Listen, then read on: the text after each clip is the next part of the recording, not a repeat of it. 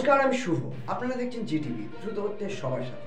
কাদাতে তো স্লিপ কাটছে, রাস্তাটা একটু পরিষ্কার হলেও ভালো হবে।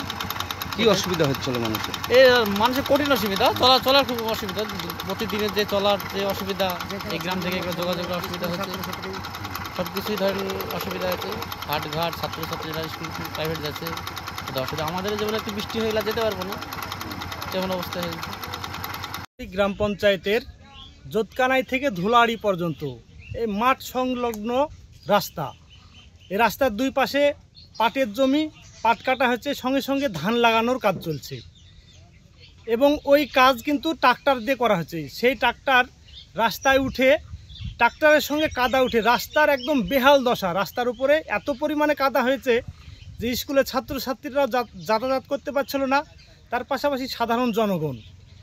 এটা দেখে আমাদের ডোমকল থানার আইসি সাহেব এবং বিডিও সাহেব ওনারা নির্দেশ দেন আমাদের পঞ্চায়েতকে, এবং পঞ্চায়েতের প্রধান সাহেবা ওনার তত্ত্বাবধানে আমাদের ধুলাউড়ির একদম জোতকানে হাট থেকে ধুলাউড়ি পর্যন্ত এই রাস্তা পরিষ্কারের কাজ চলছে।